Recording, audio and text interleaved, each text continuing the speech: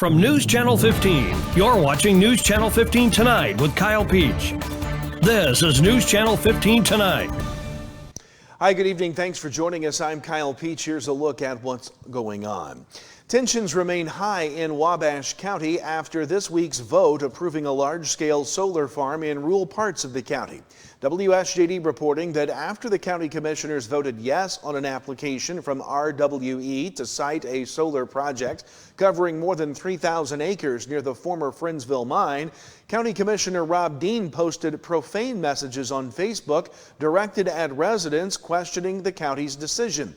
During Monday's county board meeting, Dean also voiced his displeasure with Mount Carmel Mayor Joe Judge for liking a Facebook post opposing the solar project. In response, Judge said he liked the post only to acknowledge that he had been tagged, not as an endorsement of the message. On Tuesday, Dean returned to social media, again using profane language to challenge opponents of the solar farm, saying those who disagree with the decision should run for office. The comments have since been deleted. Currently, 5 candidates are seeking the county commissioner seat held by Scott West, who is not seeking re-election in 2026. Dean's own seat on the county board will not be up for election until 2028.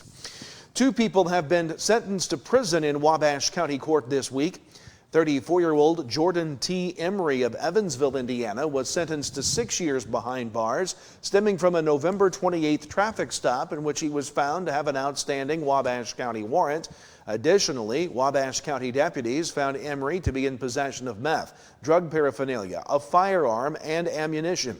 Court records indicate Emery pled guilty to the charge of being a felon in possession of a firearm, while the other counts were dismissed. Meanwhile, 41-year-old Aaron K. McDonald of Olney was sentenced in Wabash County to 4 years in prison stemming from a December 2023 forgery case in which McDonald was accused of unlawfully using credit cards belonging to UPS at a local gas station. He was sentenced to probation in the case but was resentenced to prison after failing to comply with conditions of his probation. In other news tonight, last week, McLeansboro police, while responding to a welfare check at a residence, discovered a man wanted out of Caldwell County, Kentucky for second-degree rape and unlawful transaction with a child. The Wayne County Press reports that Marion Brown was identified by authorities at a home on North Oak Street in McLeansboro. Once police made contact with him, he attempted to flee through an attached garage and into the backyard. Brown was pursued down the street to an area of heavy brush. It was there McLeansboro officers caught up with Brown and shot him with a taser. Brown was subsequently taken into custody and jailed on the active Kentucky warrant, as well as a Hamilton County charge of resisting arrest. No more dumpster diving in Carmi, at least not at the city dump. WRUL reports a new ordinance passed Tuesday at the Carmi Council meeting prohibits anyone from digging through others' trash that they've dumped. Leaders say it happens more than you'd think. Alderman Greg Knight questioned what happens to metal that gets loaded onto a separate trailer. Any metal that gets dumped and has value gets taken by city crews to Lewis scrap metals, and then money that comes from that goes into the city's coffers. In other matters at that meeting, the council approved a resolution doing away with petty cash for the city and light and water office. Additionally, leaders agreed to pay an engineering bill for the Sycamore Street water main project. Some $78,000 will go to Brown and Roberts and will be paid out of the IEPA loan. Ordinances abating the 2025 tax levy were passed, and an ordinance passing the annual property tax levy was approved. The city will be taxing at a 4.9% increase, just under the amount that would have triggered a truth in taxation hearing. The McLeansboro City Council met Monday, voting to go with USDI for natural gas, with rates increasing from $2.10 to $3.25 per 1,000 cubic feet. WRUL reports that begins May 1st and will run for 3 years. Mayor Chad May said the city's about $130,000 in the hole, and the increase will help absorb the current losses. The fiscal year 25 audit was approved by the council, noting revenues are up and no long-term debt exists. McLeansboro Dairy Queen was granted a $2,500 TIF facade improvement grant, and the annual tax levy was approved. The first reading of an ordinance to ban the sale or delivery of kratom and deliveries within and derivatives within the city of McLeansboro was held during the meeting Tuesday night. Council members now have time to suggest changes to the ordinance before voting to approve it in January. A couple of notes out of Richland County. The Olney Senior Center has announced that it will be closed through tomorrow, reopening Thursday. There will be no in-house meals at the center and no Meals on Wheels. Again, opening on Thursday. Meanwhile, due to a nearby construction work, the Good Samaritan of Richland County is now closed for an undetermined amount of time. Customers are urged to watch social media for updates and future announcements. Those in need can receive food at the Master's Hands in Olney. The Good Samaritan appreciates your patience. Well, Christmas is just around the corner, and for kids, Santa is the star of the show, but he couldn't deliver all those presents without his magical flying reindeer. Alyssa Patrick took a tour of a farm in Illinois where kids and adults alike can meet real reindeer up close. Step out of central Illinois and into a Christmas card. If you can follow me in again, just be careful with your step. On the weekend, we have a little cafe open like that. And so, some good tasty food, some Christmas trees that we sell, beautiful Fraser firs, hot cocoa sugar cookies. It's picture perfect at the Reindeer Ranch, complete with a potbelly stove, a Christmas tree farm, and of course, the stars of the show, the reindeer. It amazes, and I mentioned it amazes. I think a lot of the adults are more surprised how much they enjoy it, and I do say they're magical. For the past 30 years, the Hardys have been welcoming families to meet their reindeer and learn about the majestic animals. We work very hard not only to show people these wonderful animals, but also educate people how we've done it, how we raise them, and how we care for them. Like, did you know reindeer have an extra tendon in their legs that clicks when they walk? Experts think it's to help the animals stay together in blizzard conditions, and it may also be inspiration for the Christmas tune. Up on the housetop, down through the chimney with good sense. So how did these Alaskan reindeer get to Rantoul? My previous life before this, I was in sales and marketing, and so I married this guy with a Christmas tree farm. Julie knew she had to come up with something unique to market the family farm. So I said, let's go to Alaska and buy a herd of reindeer. I think it might be a great attraction. It's so unique that a lot of people don't know they exist, really. And so we pioneered kind of learning how to raise them on a Midwest farm. Thank you. You're welcome. Now each year, thousands of visitors come to meet the reindeer, learn about the animals, and feed them treats of oats and graham crackers. And if you're feeling brave, give them a reindeer kiss.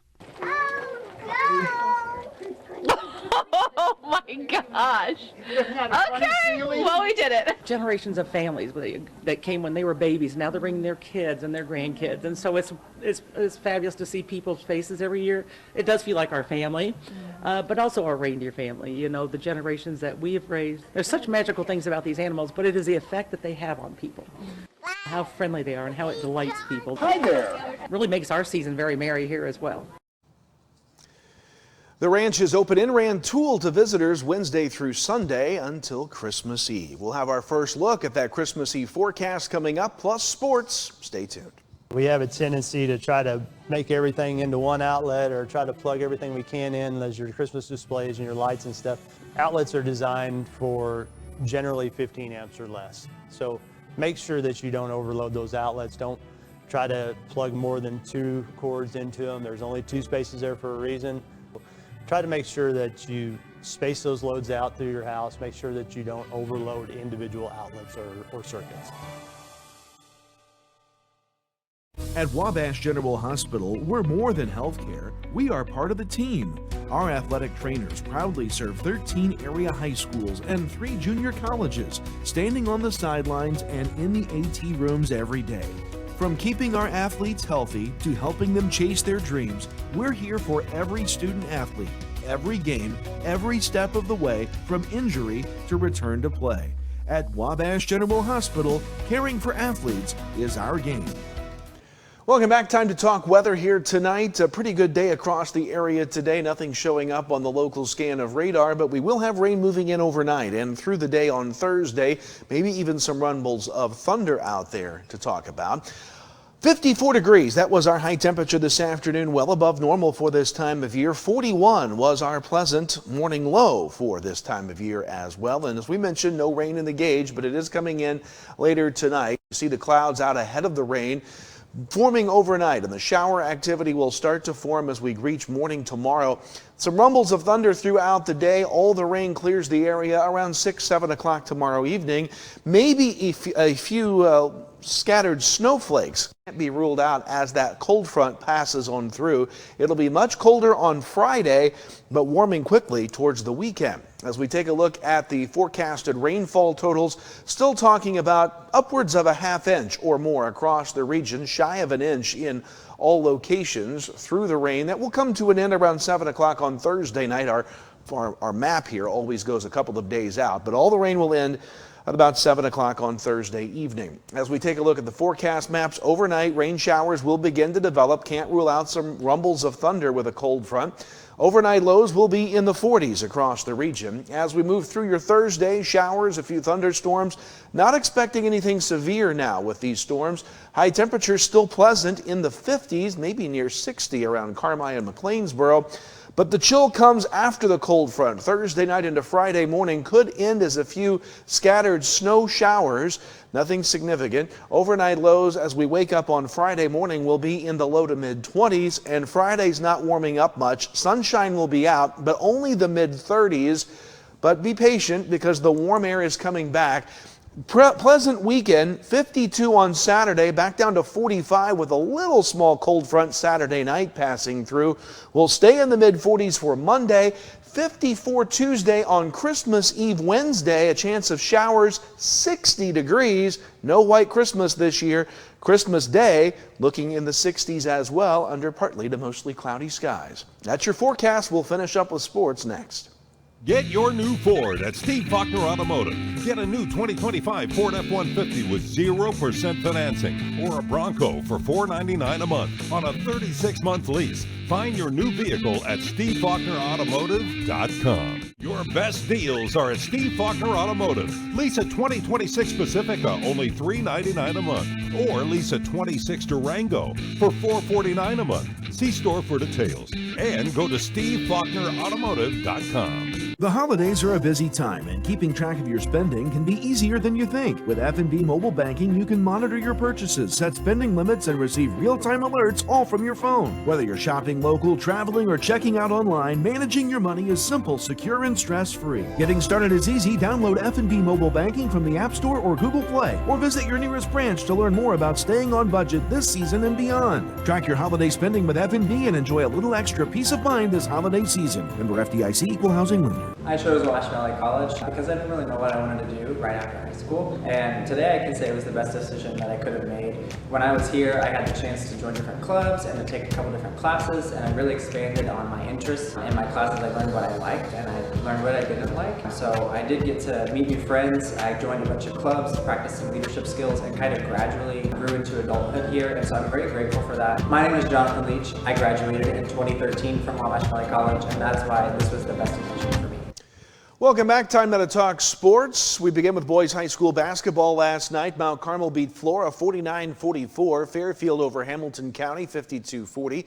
Evansville Day beat Carmi 65-55. In overtime and double overtime, Salem beat Olney 52-49. Lawrenceville beat Dietrich 49-34. Effingham St. Anthony beat Newton 40-32.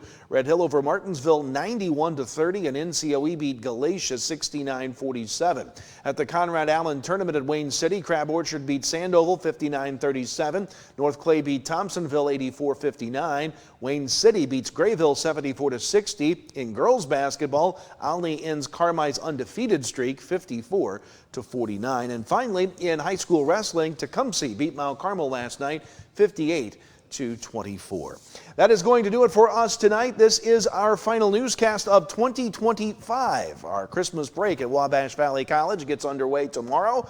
We'll be playing a Christmas special throughout our newscast times up until the holiday season, courtesy of the Mount Carmel High School Singing 8. We hope you enjoy that. Have a great Christmas, a Happy New Year, and we'll see you early in 2026. Have a great night.